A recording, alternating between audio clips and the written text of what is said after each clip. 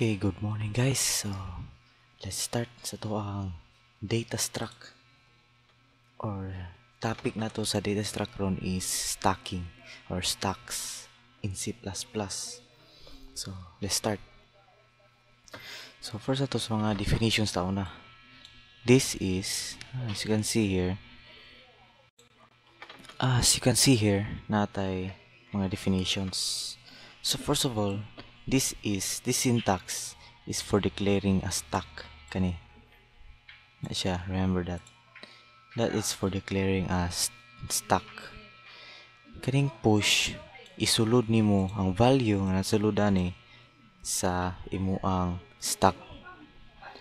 Kani ang pop o remove sa pinakababaw nga element sa imong stack. Then ang top, yarang i-return like wala din niya i-remove pero pakit-on ra ka. Yarang kwaon. Then kani empty yang i-check if imong stack kay nabay sulod o wala. Sa size is unsa kadakon sa imong stack o kani iyang i-copy ang stack. Stack data type S2 ginganlan nimo. Then ang sulod ni S2 si S1 which is katong stack nimo siya. Then kani mag-swap ka, swapping na. I-swap nimo ang sulod sa stack duha ka buo. So let's give it a try. So in your IDE, mine is si Lion. Include stream. Then naana po ta sa stack na pod is include stack. Then using namespace std, sugurin ta int main. Ayun ang pag-declare ang stack. So today mag-ana ta example niyo mga basic. So stack data type integer, then ngalan sa imong stack st lang stack 1. Okay, next is sulayan nato yung tanong dani mga syntax. Magsulod ta sa stack stack dot push 1 stack 1 push kana pwede po kana i-diretso nimo push og 1, pwede nimo push ka og integer x is equals to 10 like that. Pwede po x ang source variable which is 10 isulod mo sa stack, pwede natay duha. Yun na siya pag push sa stack, then magprint ta. Pwede na to siya is kailangan mo siya for loop. So it's like this. So for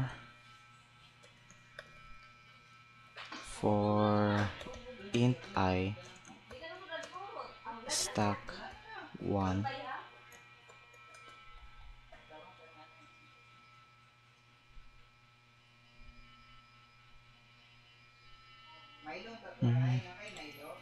sige na ito int I equals to 0 I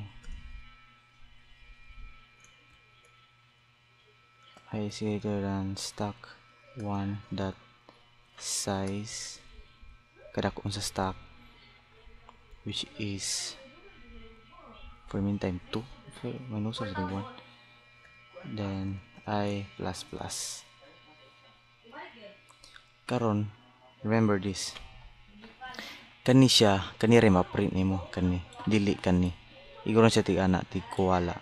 So yun na siya paggamit cout stack 1 dot top and line kana, then ipop din nimo para mo istog siya pop nimo stack dot stack 1 dot pop na trend na to. Sige kayo magawas ani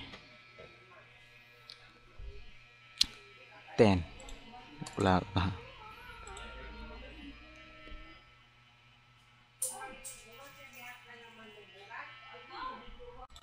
Kina error. Wait sa try na to. Ang pinaka-top lang di print meaning kan ni natay problema dani. Kung ato na siya himunog 2. Dara. So check na kato na siya bug na. Try na to ni. Nasa ko check stack 1 dot size. I-print na to ni. See out stack 1 dot size.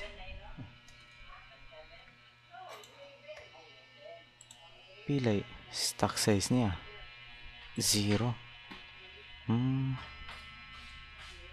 Sige hindi siya 2 na to. Sige okay lang. Ganaon siya pag tap pop bisan pila ka book yung ibutang dani. Tanga po ta. Na tong size ron is 1 2 3 4.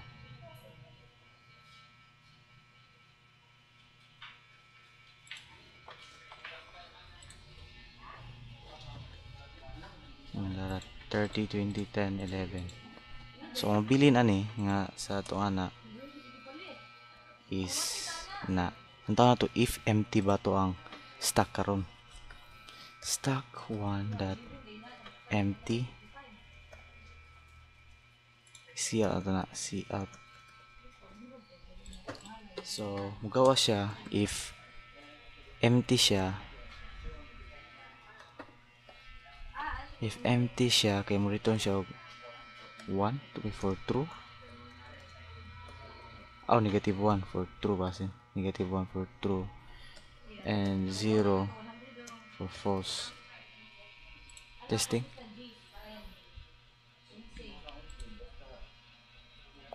One.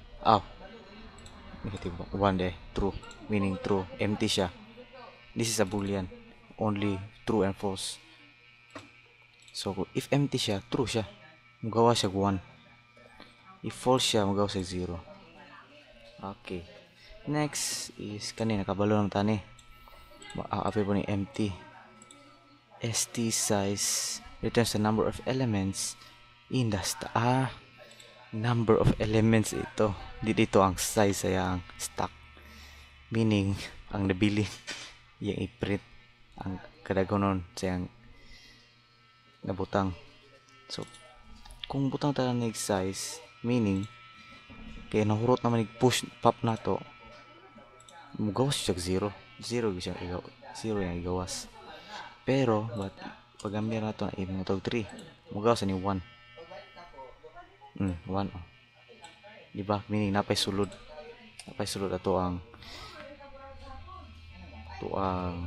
stack. Next is kani yung stack int and s1. Kani ato stack s1. Try na to stack int stack 2 stack 1. Iyang gicopy. Grabe.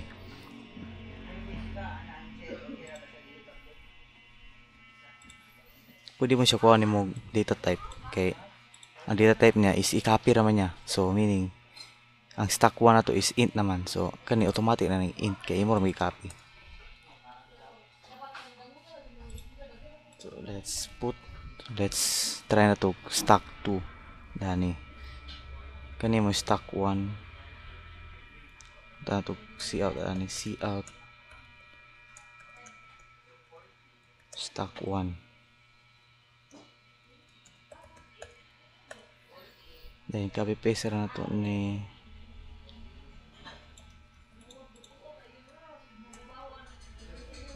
Stock 2 na pod. Stock 2 meaning i-copy rin yan sa suludan eh. So let's go. Pili na to.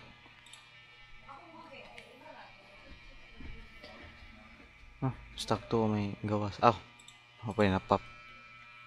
Wala siya na pop. Diha to. Then taman siya. Taman yung wanda ni.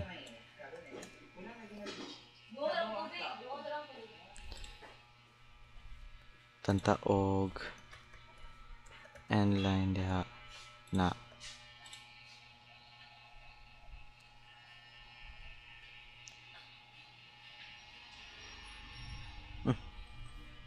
Okay, it is like error. Ako na siyang gibalhin. Stock 2 akong i-copy na lang. Butang sa babaw. Try na to. Maybe sa pag-update sana ang stock 2 error ng stock 2. Stock 2. Pwede rito.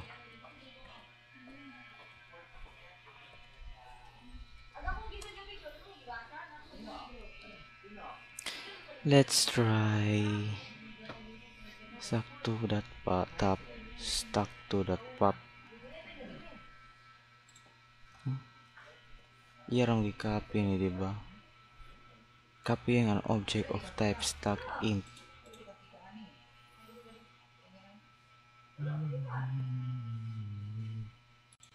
Okay. Kung i-post ka jud, kung i-lantaw, kung i-review gamay. So di ara, ini siya pag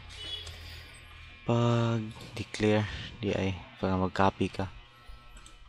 Di na walaon eh. Na katong ganiha, mong na error to kay naman ta sa babaw dinhi. Meaning yan ang gikopya ang kanina diretso. Kay kaning C++ day kana i-copy niya na i-run niya compile niya kada isa dayon sunod-sunod. Yang scan. So meaning pag scan niya dani stock 1 is 0 na dani, wala sulod ni. Kay atro magi-push dani stock 1 raman. So meaning wala atro gi-update dani. But ato ni butang sa obos. Meaning si stock 1 na ni sulod. Dili na 0 si stock 1. So pag copy na nimo dani, na siya sulod. Diya lang ang ang stock 1 and stock 2 rinera na. Okay. So kaning swapping swap the contents of 2 stock. So let's try.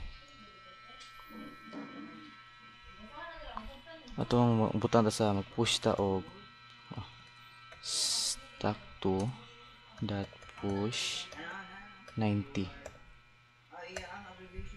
para malahin na to. Kani if5 na to ni. Kani sakto ni. While loop atong gamiton di ay. Hantod sa while ang stock na to is not empty, yang ipop niya. Sige. So di na ta mag for loop. Kani mo indot di ay. Kani na mo efficient nga code for printing or mag-scan ka mag-traverse ka sa stock. Then push nga 90. Then karon atong swap stock 1 stock 2.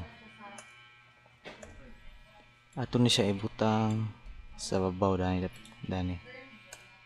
Kaya nato siya print. So let's try. Di ba? Na-change na tong stock ang stock 1 kaya ang value ni stock 2. Balik ko na to. Wala na to na yung swap una. This is the before. Ni before. Nara 30, 20, 10, 11. 90, 30, 20, 10, 11. Tawa na kaning 90. Timan ini 90. Ito ni ikuaan. Boom. Na-swap. Di ba? Dali ra kaayo.